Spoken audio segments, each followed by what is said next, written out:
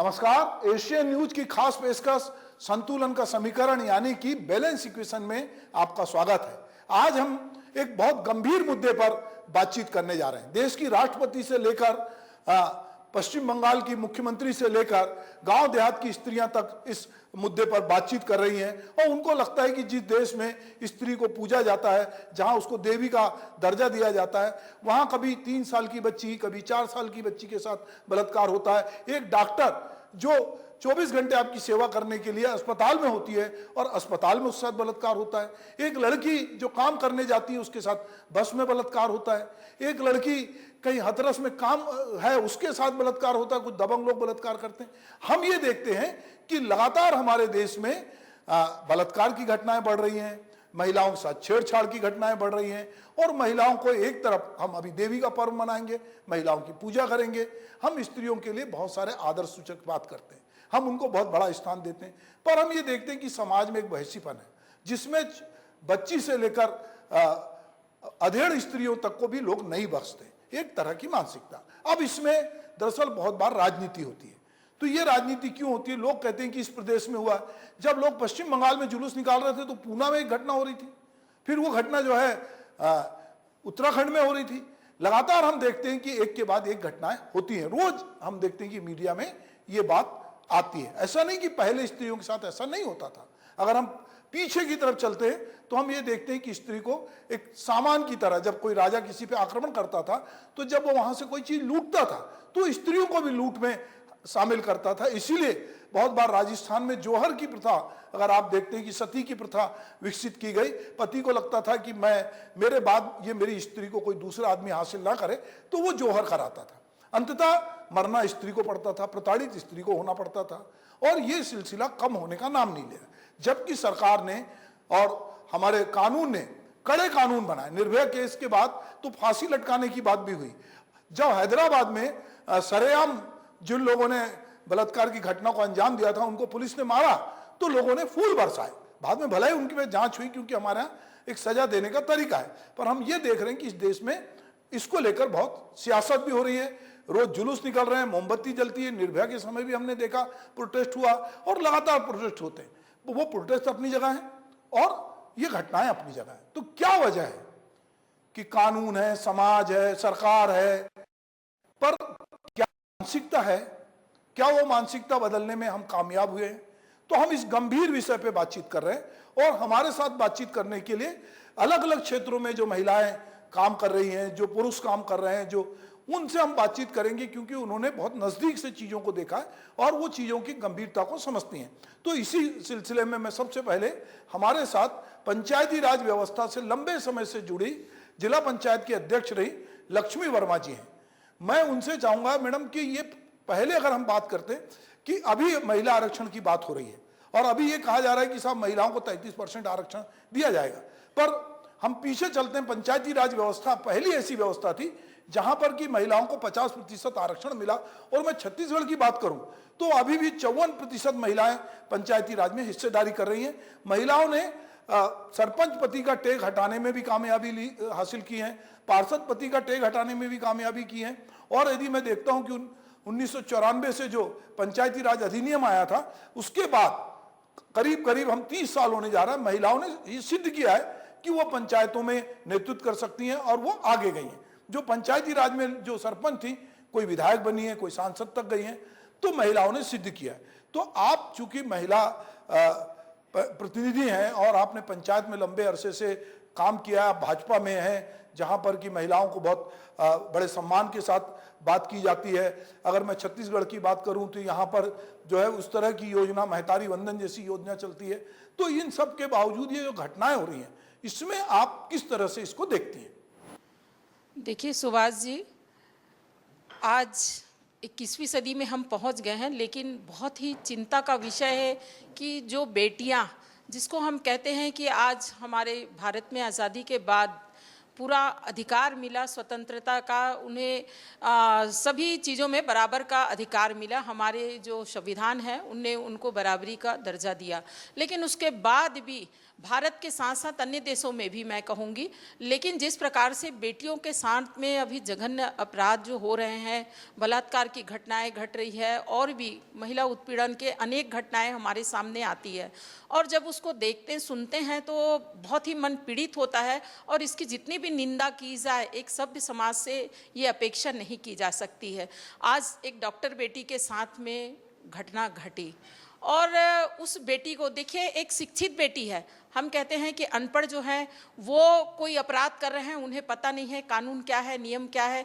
लेकिन एक पढ़े लिखे बेटी के साथ कोई अगर उनके सहकर्मी है, उनके कोई पढ़ाने वाले शिक्षक हैं, उनके साथ रहने वाले लोग हैं, वो जघन्य अपराध करते हैं, तो इसे क्या माना जाए। कहीं ना कहीं हम 21वीं सदी में जा जरूर रहे हैं, लेकिन मानसिकता आज भी वही है।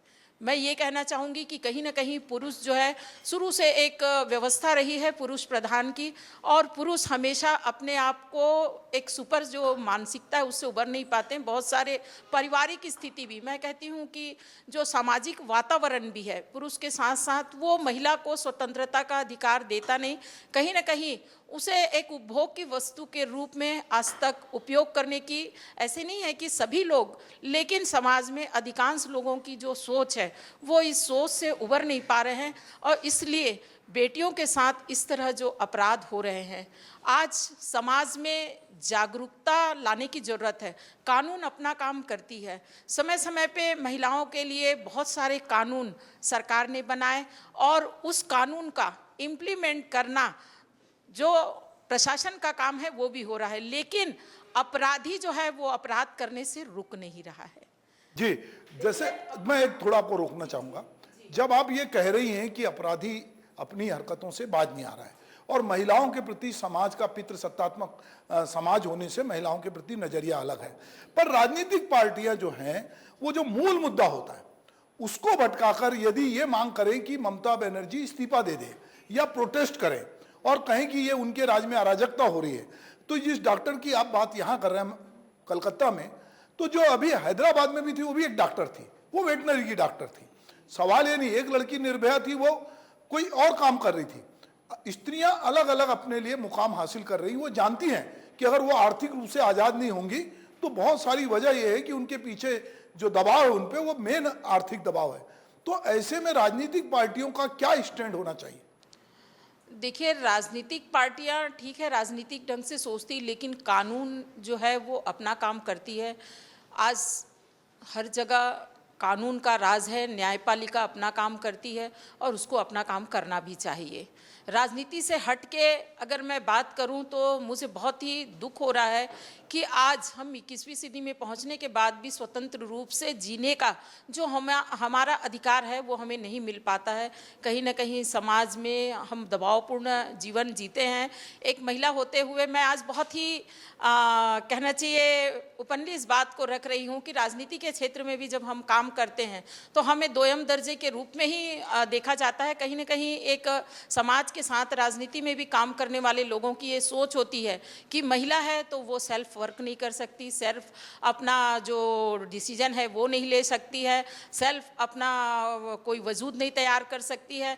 हमेशा उनको लगता है कि महिलाएं जो है वो पुरुषों की अपेक्षा कमतर है। तो ये एक सामाजिक मानसिकता है ये सारे लोगों की। मैंने तो एडमिनिस्ट्रेशन में भी देखा है, जब जिला पंचायत अध्यक्ष थी, और मुझे लगता है आज भी महिलाएं हैं, उनको अगर एडमिनिस्ट्रेशन के क्षेत्र में जवाबदारी वाला अगर काम देखें तो बहुत कम महिलाओं के ऊपर विश्वास जो है वो हो पाता है। तो आज इस सदी में हमारी अगर कोई बेटी, सुनीता जैसी बेटी अगर अंतरिक्ष में उड़ान भरकर दुनिया को ये दिखा सकती है कि बेटियां हर काम कर सकती हैं, वैसी अनेक बेटियां, मुझे लगता है पुरुष भी जब कोई काम करते हैं तो उन्हें कहीं ना कहीं पहले जब वो निकलते हैं तो सीखने की आवश्यकता है, महिलाओं को भी उतने ही सीखने की आवश्यकता होती है। आज आप अभी बात कर रहे थे पंचायती राज की, नगरीय निकाय की। मैं नगरीय निकाय में भी पार्षद रही हूँ। 1994 में 73rd अमेंडमेंट होने के बाद जब नगरीय निकाय चुनाव हुआ तो उसमें मैं पार्षद चुनी गई थी, और उसके बाद से मेरा लगातार राजनीति में सफ़र जो है जारी रहा। जिला पंचायत अध्यक्ष रही। मुझे गर्व है कि मेरे परिवार में मेरे पति, मेरे ससुर ने मुझे हमेशा सपोर्ट किया, और उन्होंने मुझे इतना सपोर्ट किया कि घर से लेके बाहर तक मैं आज पार्टी के भाजपा की प्रदेश उपाध्यक्ष बनी। तो ऐसे हर समाज के जो हमारे भाई हैं, हमारे पिता हैं, हमारे जो सहयोगी हैं, सारे लोगों को महिलाओं के साथ समानता की जो एक व्यवहार है वो करते हुए उन्हें काम करने के लिए स्वतंत्रता देनी चाहिए। तभी महिलाएं, हम कहते हैं कि समाज स्त्री और पुरुष दो पहिया है जिससे चलता है, लेकिन कहीं ना कहीं एक पहिया जो है वो आज भी कमज़ोर है। इसलिए हम चाह कर भी अगर हम समाज की बात करते हैं, जिस विकास की बात करते हैं, वो विकास नहीं हो पाता है। आज बेटियां पढ़ी लिखी हैं, हर क्षेत्र में आगे हैं, स्वतंत्रता से उन्हें जीने का हक है, आर्थिक सक्षमता, देखिए मानव जीवन है और कहीं ना कहीं हम आर्थिक रूप से जब सक्षम होते हैं तो बहुत सारी चीज़ें जो हैं अपने आप हमारे पक्ष में हो जाती है। तो हरिशंकर परसाई कहते हैं कि औरतों की आज़ादी में ये वाक्य स्वर्ण अक्षरों में लिखा जाएगा कि एक की कमाई से पूरा नहीं पड़ता। तो दरअसल इसके कहने के पीछे ये होता है कि वे इसके बड़े मायने हैं कि वो ये कहते हैं कि जब तक स्त्री आर्थिक रूप से आज़ाद नहीं होगी तब तक वो उस तरह से स्वतंत्र नहीं होगी, वो कहीं ना कहीं डिपेंड रहेगी और किसी पे भी डिपेंड हो, चाहे पिता पे हो, भाई पे हो, पति पे हो, बेटे पे हो, तो उसका किसी ना किसी तरह से एक प्रकार से शोषण होगा। हो सकता है कि उसका शारीरिक शोषण ना हो, उसका मानसिक हो, उसकी निजता प्रभावित हो, या बेटे बेटियां जो बाहर पढ़ने चले गए और नौकरी कर रहे हैं वो उसको बुलाएं कि वो प्रेम नहीं है, वो उनकी जरूरत है। तो हम ये देखते हैं कि अलग अलग तरीके से ये बात होती है। प्रेमचंद ने अपने उपन्यास गोदाम में एक महत्वपूर्ण बात प्रोफेसर मेहता के माध्यम से लिखी थी। वो ये लिखा है कि जब कोई स्त्री अपने में पुरुष के गुण समाहित कर लेती है तो उल्टा हो जाती है, और कोई पुरुष यदि अपने में स्त्री के गुण समाहित कर लेता है तो महात्मा हो जाता है। तो स्त्री के गुण ये थे कि करुणा, ममता, दया, ये गुण स्त्री के माने गए थे। पर जब स्त्री काम करने आई है पुरुष के साथ कंधे से कंधा मिला के, और वो हमेशा दया, ममता सब कुछ दिखाएगी, और पुरुष जो है वो क्रूरता दिखाएगा, प्रतिस्पर्धा दिखाएगा, तो उस प्रतिस्पर्धा में कहीं ना कहीं उसको खड़े भी होना पड़ता है। पर भीतर से चूंकि ये मेल डोमिनेटिंग समाज है तो पुरुष को ये बर्दाश्त नहीं होता कि कोई स्त्री जो है वो क्या उसके बराबर आ रही है, और बराबर आ रही है तो उसको लगता है कि मैं एक स्त्री के अधीन क्यों काम करूं। अगर मैं पूरे यूरोपियन देशों की बात करूं जो बहुत अग्रणी देश माने जाते हैं, वहां पर भी, अमेरिका में ये पहली बार होगा कि एक महिला जो है राष्ट्रपति अगर जीतती है तो बनेगी, मतलब ये अमेरिका जैसे देश में। ब्रिटेन में अगर राजघराने की बात छोड़ दें तो वहां पर भी ये बात आती है कि महिलाएं अभी भी उस तरह से, महिलाओं को जो देश बहुत अग्रणी है, बावजूद इसके यदि हम भारत की बात करते हैं तो हमारे देश में इंदिरा गांधी जैसी प्रधानमंत्री रही हैं, अभी हमारी मुर्मू राष्ट्रपति हैं, हमारे देश में महिलाओं को बहुत सारे अवसर मिले, पर बावजूद उसके इस तरह की घटनाएं हो रही हैं। तो मैं प्रीति सतपथी जी जो है हमारे साथ, वो मैं उनसे चाहूँगा, वो यंग हैं, अभी वो जिस तरह के क्षेत्र में काम कर रही हैं वहाँ वो पुरुषों के साथ कंधे से कंधा मिला के काम कर रही हैं, तो उनका अनुभव इस बारे में किस तरह का है? प्रीति जी। जी सुभाष सर, जैसे कि आपने कहा भी कि अभी जो महिलाएं पुरुषों के बराबर आकर काम कर रही हैं, जैसा कि हम जानते भी हैं, और ख़ुद मैं एक लॉ कॉलेज में हूं, और आप लोगों को मैं ये बताना चाहूँगी कि मेरे यहाँ टोटल जो 14 स्टाफ है जो कि मेल हैं, और अकेली मैं जो फीमेल है लगभग 14 साल से मैं वहाँ पर काम कर रही हूँ। हम ज़रूर बोलते हैं कि पुरुषों की मानसिकता ऐसी है कि महिलाएँ शायद स्वतंत्र रूप से काम ना कर पाएँ, लेकिन हर जगह ऐसा नहीं होता है, हर पुरुष ऐसी सोच नहीं रखते हैं। लेकिन वर्तमान में जो अपराध के मामले बढ़ रहे हैं उसके संबंध में मैं ये कहना चाहूँगी कि कानून अपना काम कर रहा है। ऐसा कोई सा भी क्षेत्र नहीं छूटा है जहाँ पर महिला सशक्तिकरण को लेकर कानून ने कोई भी नियम या कायदे नहीं बनाए होंगे। यदि हम सती प्रथा से लेकर बात करें तो उनके लिए कानून बना था, दहेज प्रतिषेध अधिनियम बना, समान कार्य के लिए समान वेतन अधिनियम का कानून लाया गया, और तो और गर्भपात का अधिकार भी जो है उसके लिए भी मैटरनिटी बेनिफिट एक्ट भी लाया गया, जिसके तहत यदि कोई महिला जो है वो प्रेग्नेंट है तो वो अपने कार्यस्थल पर अच्छे से काम कर सके। साथ में यदि अगर हम कहें कि जैसे मैंने गर्भपात के संबंध में कानून का नाम नहीं बताया, उसमें MTP act, medical termination of pregnancy act लाया गया, और तो और पुरुषों की बराबरी का अधिकार चूंकि घर से नहीं मिल पाता था तो उनको जो है उत्तराधिकार अधिनियम में अमेंडमेंट करके एक बेटी को जो है अपने भाई के बराबर जो है अधिकारिता प्रदान की गई। कानून हर क्षेत्र में है, लेकिन अभी जो बढ़ती हुई जो बलात्कार के संबंध में जो घटनाएं हो रही है वो कुछ पुरुषों की कुत्सित मानसिकता को दिखाती है। अभी एक ट्रेंड चल पड़ा है, जैसा कि यदि आप लोग अभी काफ़ी समय से देख भी रहे होंगे कि बलात्कार किया जाता है और फिर नृशंस तरीके से पीड़िता की हत्या कर दी जाती है, क्योंकि कानून अभी कठोर भी बनाए जा रहे हैं। नया कानून आया है, जैसा कि आप लोग जानते हैं 1 जुलाई 2024 से। जो पहले आईपीसी था वो बीएनएस में भी काफ़ी कुछ चेंज किए गए हैं। पहले जो बलात्कार के लिए 7 वर्ष तक की सज़ा थी उसको 10 वर्ष कर दिया गया है। यदि उसी प्रकार से हम देखें कि 16 वर्ष से कम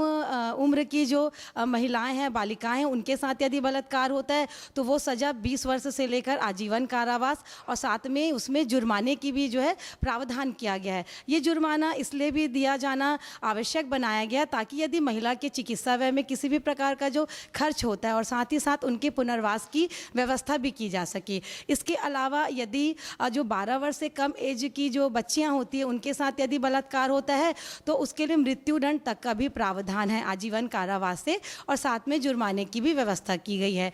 जैसा कि हम सब जानते हैं कि आज से कुछ साल पहले जो निर्भया केस हुआ था वो एक ऐसी विभत्स घटना थी जिसने पूरे समाज के हृदय को झकझोर कर रख दिया गया था। एक ऐसा मामला जिससे कि हर घर की महिलाएं, हर घर की बच्ची अपने आप को असुरक्षित महसूस कर रही थी। ऐसे मामले में भी सुप्रीम कोर्ट ने संज्ञान लेते हुए जो है जस्टिस वर्मा की कमेटी बनाई। कमेटी ने बहुत सारे डायरेक्शन दिए जिसके कारण कानून को और भी कठोरतम बनाया गया।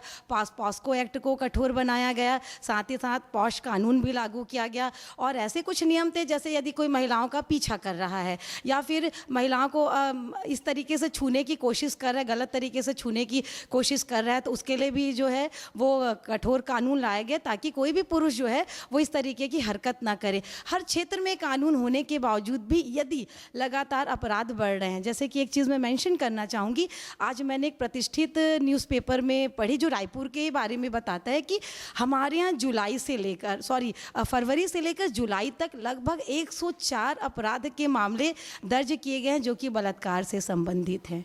रोज़ लगभग 51 मामले ऐसे हो रहे हैं। जब हमारा ये प्रोग्राम हो रहा है ना 1 घंटे का, हम इस प्रोग्राम में ऐसा होगा कि शायद हम ये प्रोग्राम करें और तब तक लगभग 50 से ऊपर महिलाओं के साथ जो है अत्याचार हो रहे होंगे। लगभग रोज 90 के करीब जो है बलात्कार की घटनाएं होती हैं। प्रीति, मैं 1 मिनट आपको रोकूंगा। ये बात सही है कि महिलाओं के खिलाफ शारीरिक छेड़छाड़ और बलात्कार की घटना हो रही है, पर आंकड़े जो है ना वो थोड़े दूसरे तरह से चौंकाते हैं। वो ये चौंकाते हैं कि स्त्री के साथ जो घरेलू हिंसा हो रही है, तो ये आंकड़े मेरे सामने, अगर आप ये देखेंगे कि ससुराल वालों द्वारा क्रूरता जो है वो उसका परसेंटेज 31 से ज़्यादा है। यदि अपहरण के मामले देखें तो 19.2% है। उनके साथ छेड़छाड़ की घटना जो है वो 18.7 है और बलात्कार 7.8 है। हम जब ये फोकस करते हैं तो हमको कई बार ये लगता है कि जब बलात्कार की कोई घटना होती तो हम उस पर सबसे ज़्यादा हमको लगता है कि स्त्री के सील के साथ आप इस तरह कर रहे हैं और क्रूरता कर रहे हैं, पर हम ये देखते हैं कि जो घरेलू हिंसा है वो भी कम होने का नाम नहीं ले रही है। और बहुत लोग ये सोचते हैं कि अब पड़ोस का आदमी सोचता है यार अपनी बीवी को मार रहा है, मेरे को क्या करना है, उनके घर का मामला है, और कोई बीच में जाएगा तो बोलते हैं कि तुमको क्या लेना देना है। तो ये एक मानसिकता है कि स्त्री जो है उसको यदि उसका पति पीट रहा है तो उसको इसका अधिकार है। तो इसमें समाज, हम मानसिकता की बात कर रहे हैं, समाज अचानक से तो नहीं बदलेगा।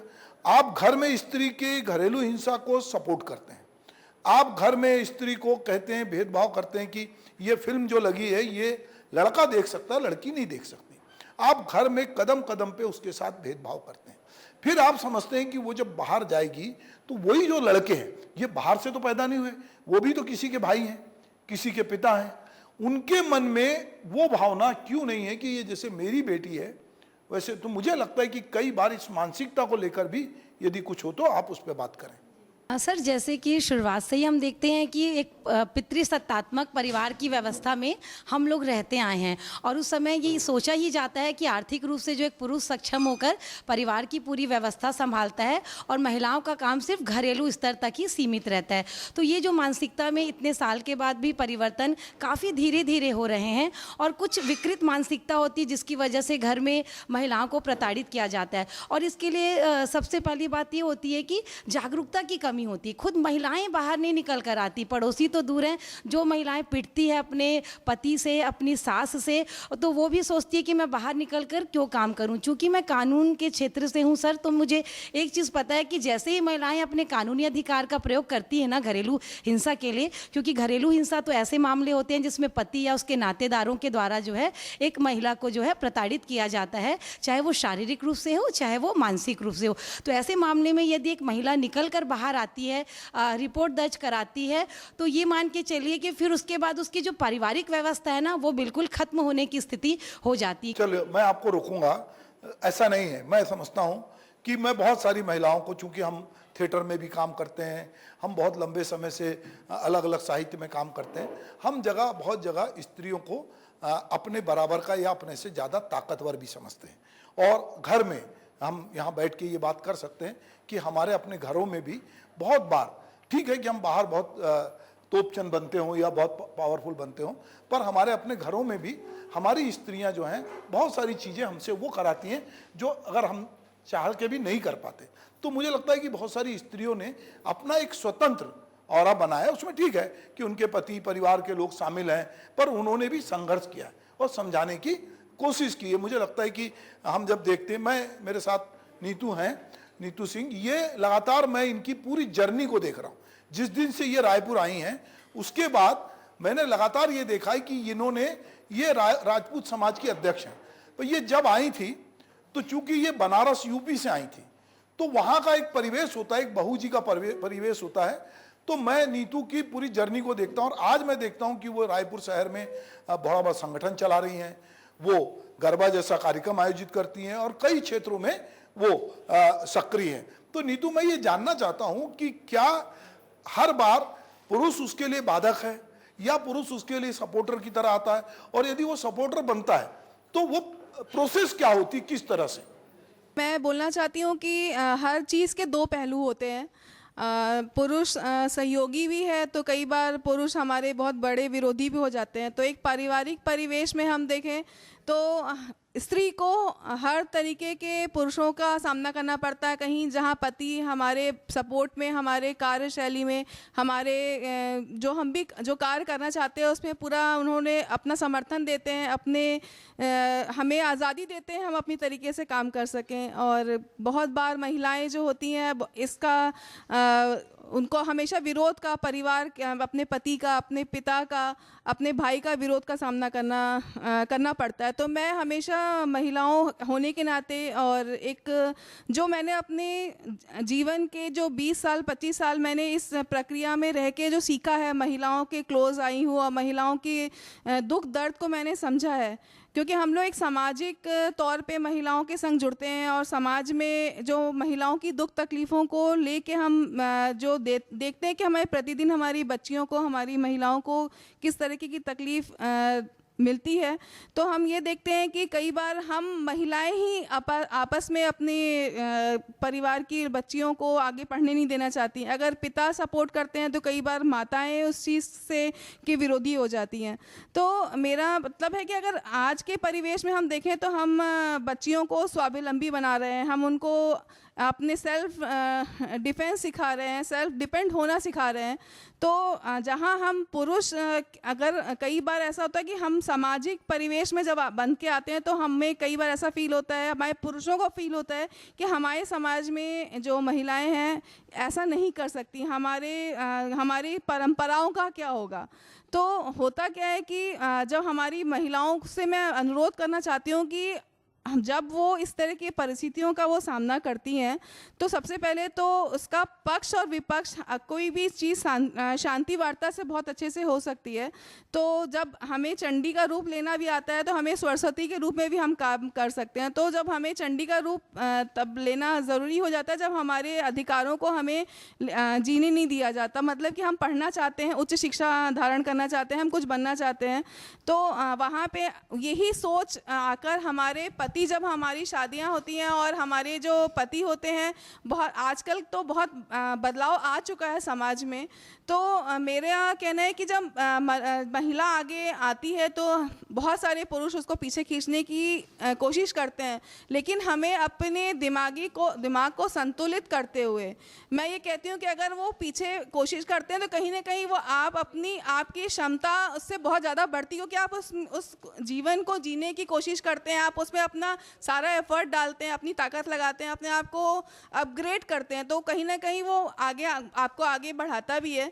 तो मैं ये कहना चाहता हूँ कि हमारे जो पुरुष वर्ग है वो महिलाओं का सपोर्ट करें, और महिलाएं जो हैं वो कि हम जो भी हम करने हैं पहले सबसे पहले तो वो अपने आप को दिमागी तौर पे तैयार करें, और जब जो भी उनको कार्यक्षेत्र में वो आगे बढ़ना चाहती हैं, चाहे वो जो भी फील्ड हो, तो उस फील्ड में आके वो अपने आप को मजबूत करें, अपने परिवार से बातें करें। छेड़छाड़ हो रही है तो वो घर में नहीं बताती, घर वाले परेशान होंगे, उनके साथ छोटी मोटी कुछ बस में आ जा रही हैं, कुछ हो रहा है, तो वो बहुत बार तो वो, जैसे हम ये देखते हैं अपनी माओं को घर में देखते थे कि वो बीमार भी हैं, तबीयत ठीक नहीं है, पर वो खाना बनाएंगी, कुछ नहीं हुआ है, मैं खाना बनाती हूँ।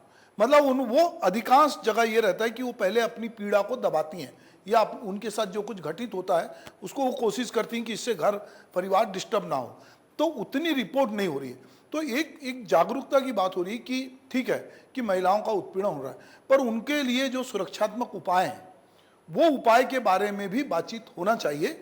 वो मुझे लगता नहीं है, इसलिए बहुत सारी चीज़ें उनको पता नहीं। मैं बिल्कुल एक्सेप्ट करती हूँ इस बात को कि बहुत ज़्यादा सारा टाइम्स ऐसा होता है कि एक लड़की कंप्लेन ही नहीं कर पाती, उसकी बात आगे तक के ही नहीं पहुँच पा रही है, तो उसका निवारण कैसे हो। घर पे ही ले लेते हैं, मान लेते किसी फैमिली वाले से हो रहा है, तो सर इसका एक सिंपल ये वे होता है कि आप पहले तो अपने घर के बड़े लोगों से बात करें, आप उनको बताएं, बिल्कुल अपने अंदर तक के ना रखें। दूसरा, यदि आप कंप्लेन करना चाहते हैं तो आप स्वतः जा सकते हैं यदि कुछ होता है तो, नहीं तो जैसे मेरे वर्क प्लेस में या मेरे पहचान में जैसे मेरे हेल्पर्स हैं, अगर मुझे पता चलता है कि मेरी हेल्पर के साथ कुछ हो रहा है तो मैं उसके लिए जाकर के रिपोर्ट करवा सकती हूँ। और ये बहुत अच्छी एक चीज़ है कि आप ज़रूरी नहीं है कि जा कर के करवाएं, आप ये फ़ोन पर या ऑनलाइन भी करवा सकते हैं, जिसके लिए हेल्पलाइन नंबर्स दी गई हुई है। इवन विमेन सेफ्टी के लिए 1091 है, जिसमें आप कॉल करके आप एटलीस्ट इन्फॉर्म तो कर दीजिए। कई बार ऐसा होता है, जैसे एक अभी मेरे पास ही केस आया था कि बहुत ही यंग बच्ची थी, वो घर में अपने रात को सोई हुई थी और विंडो खोल के कोई उसको टच करने लगा आदमी। ये आप सोचिए कितनी छोटी सी चीज़ है, परंतु उस बच्ची के अंदर बहुत ही अंदर, क्योंकि वो बचपन में हुआ है, तो that is going to create a very big bad damage on her mind, on her soul for very long time. But that girl was so strong, I really liked it. उसका नाम कभी जीवन में कहीं शायद किसी को पता भी नहीं चलेगा कि ऐसा कुछ हुआ, परंतु she got justice. Why? Only because she took her stand, she filed a complaint, her name will be anonymous, it will be completely kept confidential, and we take care of accused this way. So मुझे ऐसा लगता है that अगर कभी भी कुछ हो रहा है तो you need to speak up for yourself. If you will not, then it will never be solved. Also make sure, because लड़कियां ऐसी होती हैं कि अपने पेरेंट्स से, अपनी मदर से ज़्यादा क्लोज होती हैं, तो आप अब दिस इज़ 21st सेंचुरी, आप इतना पढ़ चुकी हैं, आप इतनी आगे बढ़ चुकी हैं, you can speak it up little, maybe to your family, to the committee, समाज में। और अगर कुछ ज़्यादा है तो बिल्कुल मेरे हिसाब से तो आपको FIR या कंप्लेंट करनी ही चाहिए, क्योंकि मैं वकील हूँ, मैं कोर्ट जाती हूँ, और मुझे ऐसा लगा कि मैं शायद ब्लेस्ड भी थी। हमारी एजुकेशन पे हमें बचपन में काफ़ी कुछ सिखाया गया। सर ने जैसे बात कही अभी, मेरे हिसाब से ये आपको बेसिक स्कूल लेवल पे आपको सिखाना चाहिए कि there should be some equality, good touch, bad touch. And sir second चीज़, of course laws should be very strict. जब तक कि इंसान के अंदर यदि डर नहीं रहेगा तब तक कि रुकेगा नहीं। तो जैसे कि आप देखेंगे कि अभी जो नए एक्ट्स आए हैं उसमें काफ़ी पनिशमेंट्स बढ़ा दी गई हैं। ऑल्सो देखा गया था कि लोग कंसेंट का मतलब भी नहीं समझते थे। तो मुझे ऐसा लगता है कि सबसे पहले तो एजुकेशन में आपको सिखाना चाहिए, फिर जहाँ पर मिसयूज़ हो जाता है चीज़ों का, जैसे कि सर ने कहा अभी कि फ़ोन का, इंटरनेट का, जो भी नए सोशल मीडियाज़ आ रहे हैं, मे इट बी इंस्टाग्राम और Facebook, anything, these are misused. तो इसके लिए भी मैं आपको बताऊंगी कि हर एक मीडिया ने लड़कियों का ख्याल रखते हुए रिपोर्ट, ब्लॉग, उसमें वैरायटी चीज़ें दी गई है। अगर आप अंदर जाएं तो if you ask me, there are variety of laws made. जैसे कि आप देखेंगे कोई भी छोटी बच्ची 18 साल से छोटी होती है, उसके साथ कुछ भी हो, कोई भी हरासमेंट हो, और ज़रूरी नहीं है कि वो कंसेंट दे या ना दे, क्योंकि वो छोटी है, हम ये मान लेते हैं कि वो समझने की इतनी क्षमता नहीं रखती है। कुछ भी ऐसा हो तो उसके लिए एक नया लॉ बनाया गया, पॉक्सो, जिसमें सेक्शन 4, 6, 8 बहुत ही स्ट्रॉन्ग पनिशमेंट्स देते हैं। सर मैं आपको बताना चाहूँगी ऑल्सो, मैं नालसा, सालसा, डालसा से काफ़ी क्लोज़ हूँ, क्योंकि मैं लीगल एड में हूँ, लीगल एड डिफेंस काउंसिल हूँ। सर मैंने अभी रिसेंटली में देखा कि काफ़ी ऐसे अच्छे ऑर्डर्स हुए हैं जिसमें विक्टिम को बहुत ज़्यादा कॉम्पेंसेशन दिया गया है। पहले के टाइम पे हम देखते थे तो बहुत परेशानी होती थी। मोस्टली लड़कियां या तो बोल नहीं पाती हैं, अपनी बात रख नहीं सकती, क्योंकि रेपुटेशन का ख्याल रहता है।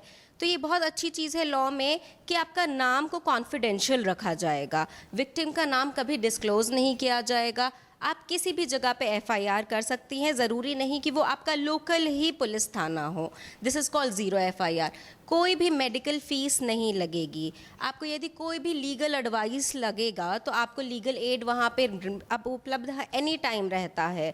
So sir there have been a lot of very good laws also made recently for them.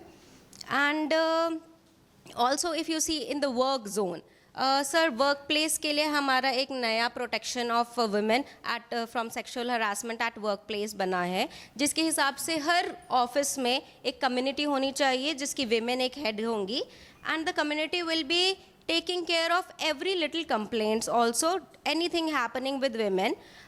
Even अभी एक नई एक्ट आई है जिसमें विजुअल रिप्रेजेंटेशन, या यदि आप किसी की भी विमेन की बॉडी का कोई भी स्ट्रक्चर यदि आप ड्रॉ करते हैं तो उसके लिए भी बहुत ज़्यादा पनिशमेंट है, which can extend to 2 years and fine. यदि कोई भी ऐसा मेडिकल हेल्प लगता है तो जो सामने अक्यूज को पनिशमेंट मिलता है उसमें the fine has to take care of the medical service, so that will be done by the victim.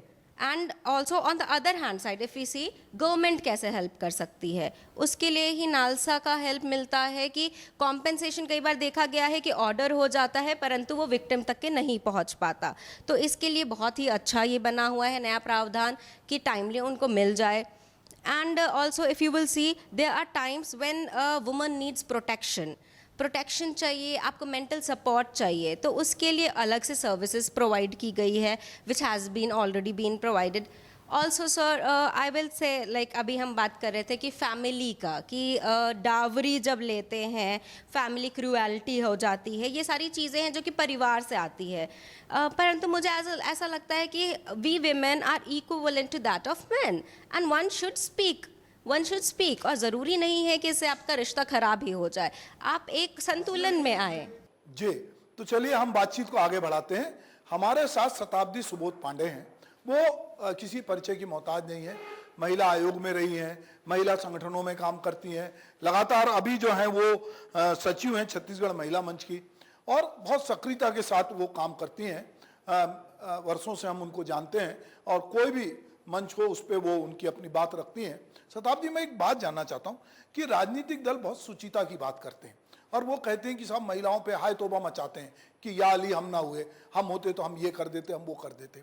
आंकड़े बताते हैं कि अभी हमारे यहाँ मौजूदा जो जनप्रतिनिधि हैं उसमें 151 जनप्रतिनिधि ऐसे हैं जिन पर महिला हिंसा के केस चल रहे हैं, जिसमें 16 सांसद हैं और 135 विधायक हैं।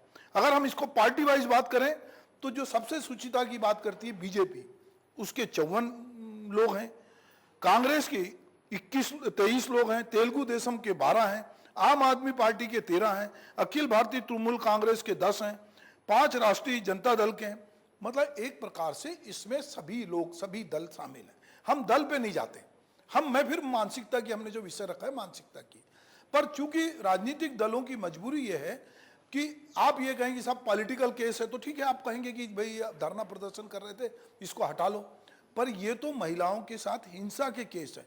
अगर ये हमारी संसद में हैं, ये हमारे विधायक हैं और सभी पार्टियां उनको टिकट देती हैं, तो हम ये कैसे समझें कि समाज में एक सुचिता का वातावरण बनेगा। शताब्दी, बहुत सही आपने कहा कि जैसा कि हमारे कार्यक्रम का शीर्षक ही है संतुलन का समीकरण, तो ये संतुलन बनना बहुत ज़रूरी है, तभी हमारे देश के समीकरण सही होंगे।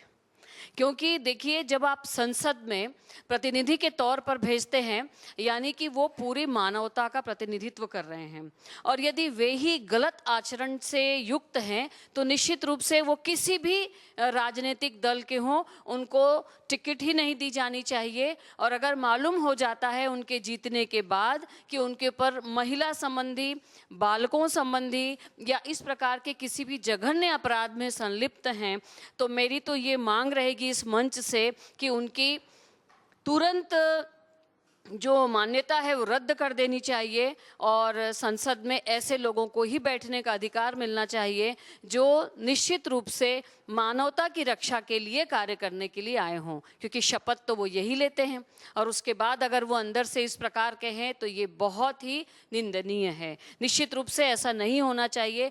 सभी राजनीतिक पार्टियों को टिकट देते वक्त, उनका चयन करते वक्त इन सारी बातों की खोजबीन करनी चाहिए और अगर उसके बाद घटना घटी है तो बिना देर किए उनकी मान्यता तुरंत रद्द कर देनी चाहिए। आपके प्रश्न का तो यही मेरा जवाब है, क्योंकि आज हम देख रहे हैं कि देश में घटनाएं कितनी ज़्यादा घट रही हैं।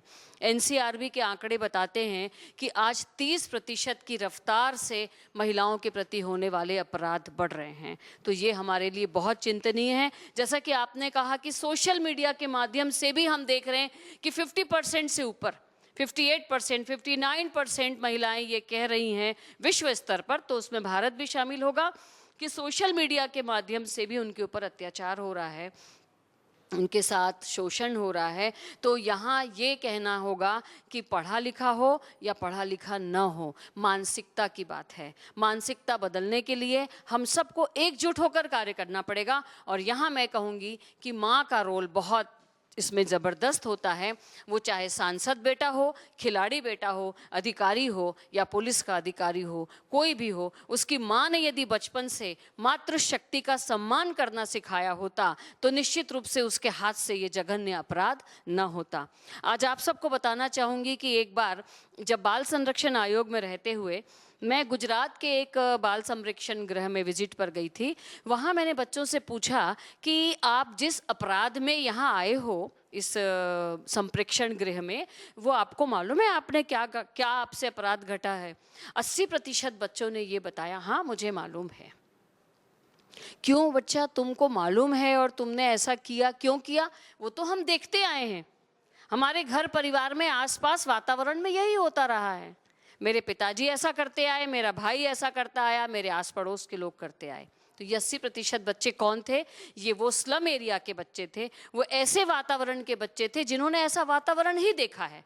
कहने का मतलब ये है कि वातावरण का और घर के संस्कार का बहुत बड़ा योगदान होता है व्यक्ति के व्यक्तित्व निर्माण में। मैं इस मंच से यही कहूँगी कि अगर हमको देश में महिलाओं पर होने वाले अत्याचार का समीकरण ठीक करना है तो संतुलन बनाना होगा और इसके लिए मानसिकता बदलनी होगी।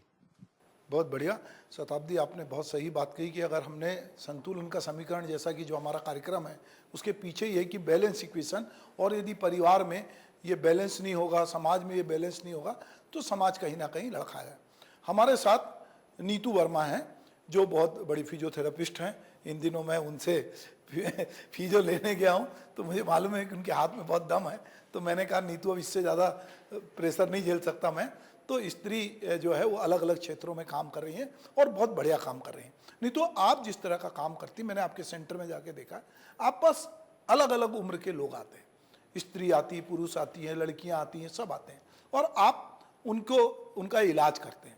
तो जब ये जो जिस तरह के लोग आते हैं और जब ये जो लोग, कुछ बातचीत होती होगी, कभी ना कभी तो बैठ के कोई बातचीत करते हैं, आप चूंकि आपके यहाँ मिक्स लोग काम करते हैं, लड़कियां भी काम करती हैं, बड़े उम्र के लोग भी काम करते हैं, तो ये जो कुछ घटनाएं हो रही हैं इसको लेकर किस तरह की बातचीत होती है? क्या इसमें कोई आदमी कहता है कि साहब समाज ऐसा है, कोई कहता है कानून कमजोर है, कोई कहता है कि सरकार जो है वो ध्यान नहीं दे रही, शासन ध्यान नहीं दे रहा, कोई कहता है नेतृत्व ठीक नहीं है। पर इन सब के पीछे कहीं ना कहीं अगर हम पूरी कुल मिला के बातचीत करते हैं तो एक मानसिकता का भी सवाल आता है। आप जिस क्षेत्र में काम कर रही हैं, आप किस तरह से चीजों को देखती हैं? फेवरेबल इन्वायरमेंट दे दे काम करने के लिए या घर पे रहने के लिए, क्योंकि चीज़ें घर से भी शुरू होती हैं। लेकिन फिर भी 10% जो मेल होंगे वो उनकी मेंटेलिटी कभी भी नहीं बदलने वाली है। तो मुझे लगता है कि मेंटेलिटी चेंज होने तक का हमको वेट नहीं करना चाहिए। I think we all just need one strong law. वो लॉ का बाद में कोई मिसयूज़ कर रहा है, उसके लिए आप क्या काउंटर करेंगे वो बात की बात है। सबसे पहले जो सेफेस्ट कंट्रीज़ हैं अरब में, जितने सेफेस्ट आप वो सब देखेंगे तो वहाँ के लोग सोशल मीडिया में ख़राब चीज़ें नहीं देख रहे हैं, ऐसा नहीं है। वहाँ के मेल की मेंटेलिटी बहुत अच्छी है, ऐसा नहीं है। लेकिन they are abide by law. उनको लॉ का इतना डर है कि वो चाह के भी कुछ सोच नहीं सकते मैं हैं। इसको आपको रोकूंगा। मुझे लगता है जो अरब कंट्री की हम बात करते हैं वहाँ पे एक डिफरेंसेस है। वहाँ पे जो बड़ा वर्ग है जिसके पास पैसा है उसके लिए कोई कानून कायदे नहीं है। कानून कायदे उनके लिए जो रियाया है, जो जनता है। पर जो बड़े लोग हैं उन्होंने अपनी दुनिया एक बड़ी बना रखी। जैसे कि अगर हम पीछे राजे महाराजाओं के समय चलें तो राजा के हरम में बहुत सारी औरतें, 100 औरतें होती थी। कोई राजा से ये सवाल नहीं पूछता था कि ये औरतें इतनी सारी आपने क्यों रखा है। ये एक प्रकार से तो जो एक दुनिया है वो दुनिया में वो है कि जो अरब कंट्री या बाकी कंट्री में जिनकी जेब में पैसा है, जिनके पास ताकत है, वो अपने ढंग से चीज़ों को कर रहे हैं। और वो कानून किसके लिए कि आम रियाया जो है वो ऐसा करेगी तो हम उसको ठीक है। पर क्या कानून अगर ऐसा होता, मैं आपसे एक बात सवाल छोड़ दीजिए, हम स्त्री हिंसा की बात ही नहीं करते, मैं एक छोटे कानून की बात करता हूँ। हमारे कानून में अभी पिता की संपत्ति में बेटे बेटियों को बराबरी का हक है, हमारे कानून लागू है। हमारे यहाँ ये भी लागू है कि हम जब रजिस्ट्री कराने जाते हैं, अगर हम स्त्री के नाम से रजिस्ट्री कराते हैं तो उनको रजिस्ट्री शुल्क कम लगता है। अभी सरकार ने यह भी किया है कि अभी हाउसिंग बोर्ड के मकान लेने जाओगे तो उसमें पति पत्नी का नाम ही दोनों का रजिस्ट्री में आएगा। इसके बावजूद ये कानून तो बन गया पर मानसिकता नहीं बनी। हम कितने भाई हैं, हम ऐसे पूरे, आप सब अपने अपने भाइयों को याद करो, अपने पड़ोस के भाइयों को याद करो और समाज के भाइयों को याद करो। कितने भाई हैं जिन्होंने कहा हो कि बहन ये जो पिताजी का घर था इसमें तेरा बराबर का हिस्सा है, तू ले ले। भाभी दुश्मन बन के खड़ी हो जाएगी, वो कहेगी अच्छा तुमको तो विदा कर दिए। तो लड़की कब से गा रही कि काहे को ब्याही विदेश, अरे बाबू लखिया मोरे काहे को ब्याही विदेश, भैया को दीनो बाबू महल दो महला, हमको दिया परदेश, काहे को ब्याही विदेश। ये लड़की बहुत पुराने समय से ये गा रही है। अभी ये कानून इतना सरल, हम हिंसा को एक तरफ रखते हैं, ये कानून है और ये कानून सबको मालूम, मुझे भी मालूम है ना। तो मेरी बहन बेचारी कभी आके मेरे से इतना साहस करती, तीजा में बुला लो, पूरा में बुला लो, 2-3 त्यौहार में बुला दो, साड़ी दे दो, काम खत्म। अगर वो मांगने खड़ी हो जाए तो क्या हमारे कानून होने के बाद हम उसको देने के लिए तत्पर हैं क्या? ये मैं एक छोटी बात कर रहा हूँ। तो फिर बाकी कानून की यदि हम बात करें, मुझे लगता है इसमें पूरे कहीं ना कहीं सोच का सवाल है, मानसिकता का सवाल है कि हम किस तरह से चीज़ों को देखते हैं। ये मुझे ऐसा लगता है। मुझे लगता है कि मेंटेलिटी आप 100% पूरी सोसाइटी का एट ए टाइम नहीं चेंज कर सकते हैं। टॉक्सिक मेंटेलिटी हमेशा कुछ परसेंट कुछ लोगों में होंगी और बात मेल फीमेल की नहीं है, फीमेल भी इतने आप बिल्कुल सहमत हूं आपसे। जो मैं बार बार बोल, घरेलू हिंसा में जब नाम आता है, जो रिपोर्ट लिखती है तो ननद भी होती है, सास भी होती है। शताब्दी बहुत अच्छे से उसको जानती है, उन्होंने बहुत डील किया महिला आयोग में रह के, तो वो भी होती है और उनका भी नाम आता है। और वो जो ताने सपाटे, भाई आदमी है वो तो सुबह से निकल गया, तो दिन भर तो वो प्रताड़ित नहीं कर पाएगा। सर यही है कि आप सबके मेंटेलिटी चेंज होने तक का वेट नहीं कर सकते। It's we are all abide by law. Law ही है जो हमको सेफ रख सकता है। तो लॉ मेकर्स जो हैं उनकी मेंटेलिटी चेंज होना ज़्यादा ज़रूरी है, बाकी everything will fall in place. कोई बात नहीं, हर्षा साहू जी हमारे साथ हैं, वो सेल्फ डिफेंस जो है वो के लिए लोगों को तैयार करती हैं। हर्षा, किस तरह सेल्फ डिफेंस एक तरह का होता है फिजिकली कि तुम पे कोई अटैक करेगा तो तुम उससे निपटना, पर आजकल मानसिक प्रताड़ना जो बैठ के नेट पे मानसिक प्रताड़ित करे, जिस जो वर्चुअल दुनिया में जो हमको हमारा फेक डी फेक के जरिए हमारा वीडियो बना देता है, हमारी फोटो कहीं से उठाता है, किसी का चिपका देता है। अब वो दुश्मन को तो हम निपट नहीं पा रहे हैं, जो सामने आएगा उस पर हम। तो आप किस तरह का डिफेंस की लड़कियों को ट्रेनिंग देती हैं या किस तरह की डिफेंस की जरूरत है?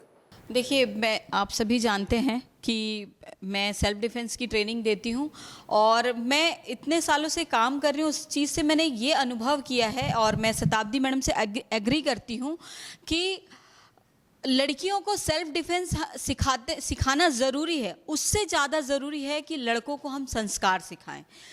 घर से ही वो संस्कार, घर से ही शुरुआत होगी उसकी।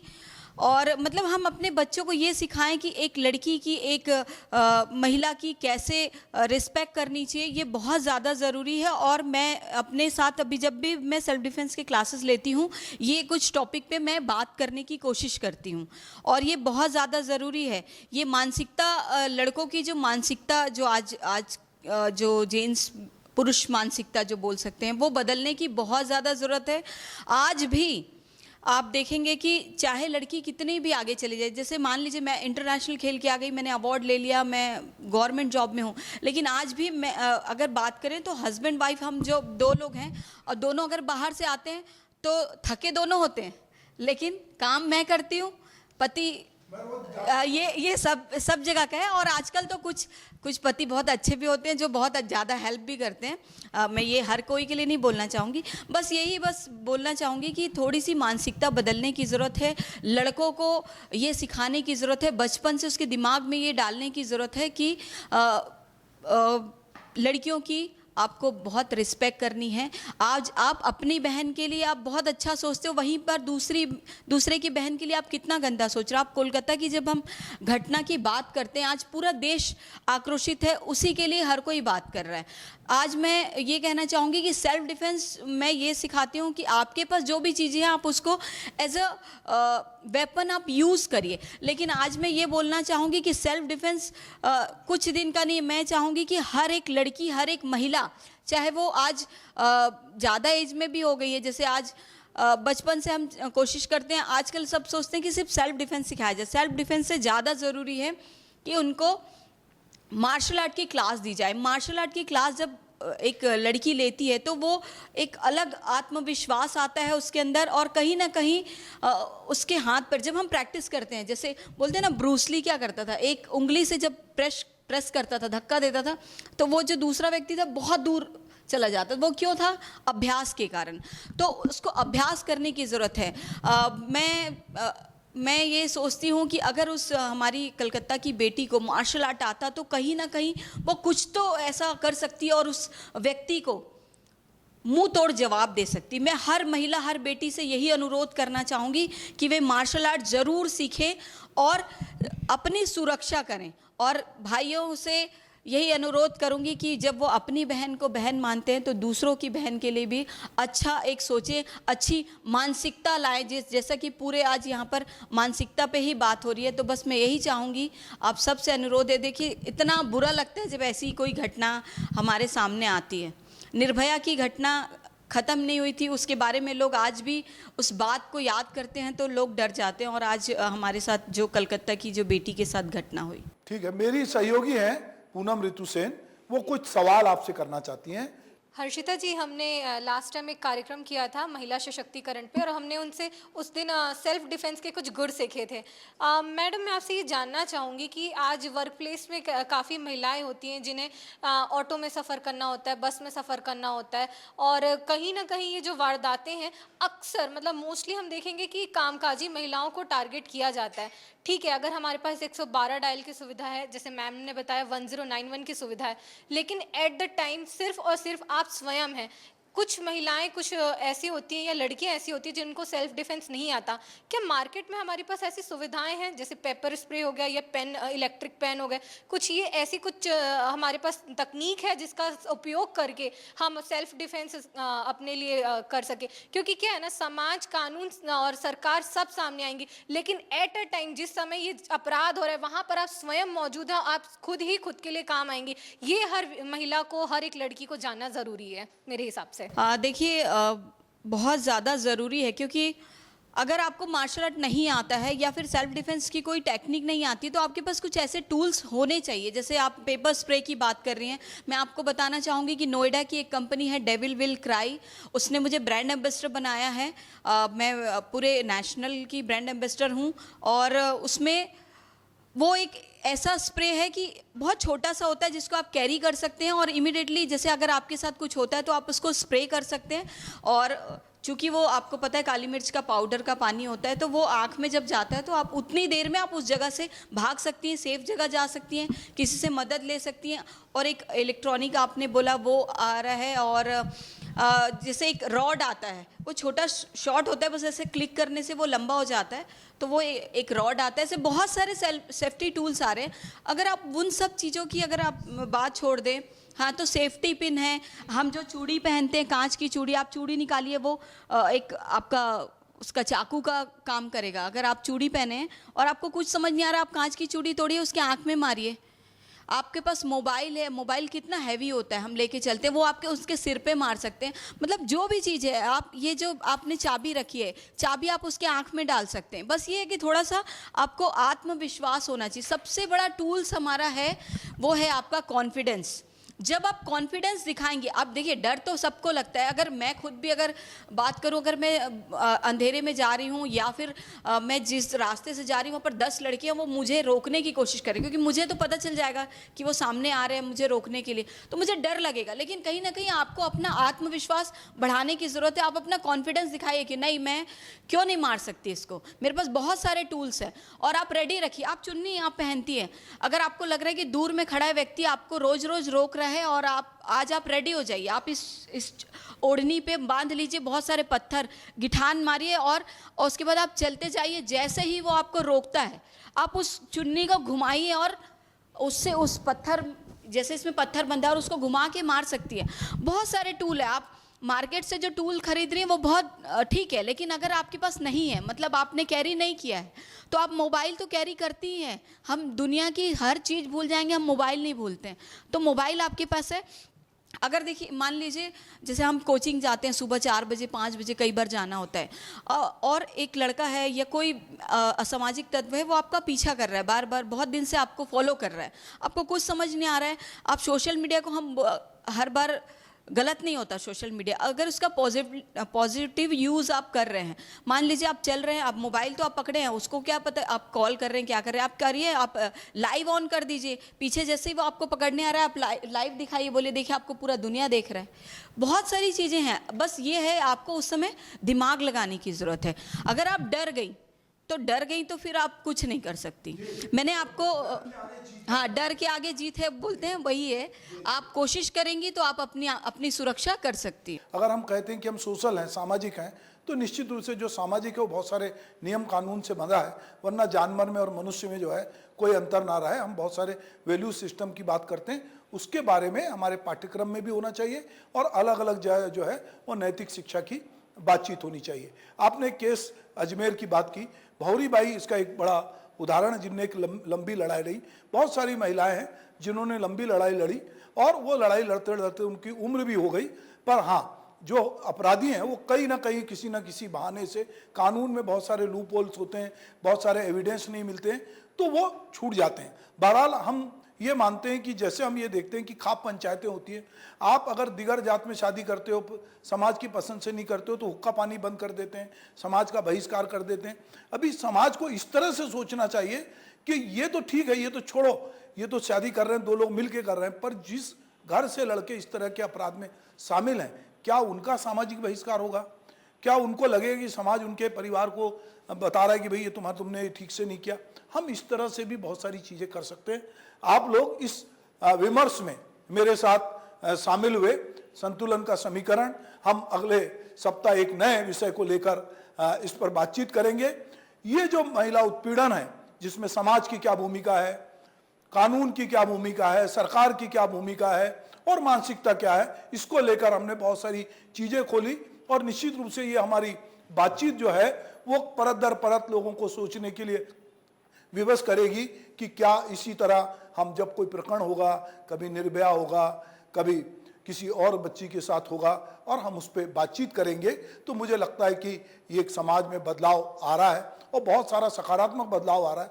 पर जो कुछ घटित हो रहा है उससे हम सब लोग व्यथित हैं और हमको लगता है कि हमको अपनी अपनी मानसिकता जो है न केवल अपनी बदलना है, अपने आसपास जो लोग इस तरह की बात करते हैं उन्हें रोकना टोकना है और उनको ये बताना है कि समाज में बेहतर क्या है। स्त्री को यदि आप पूज रहे हो, अगर 9 दिन आप उपवास रख रहे हो, देवी का पर्व मना रहे हो, बेटियों को भोजन करा रहे हो, कन्या भोजन करा रहे हो, तो कन्या भोजन से काम नहीं चलेगा, सिर्फ कानून से काम नहीं चलेगा। दरअसल हमको समूचे रूप से बदलने की जरूरत है। आप लोग मेरे साथ इसमें शामिल हुए, आपका बहुत बहुत धन्यवाद। नमस्कार।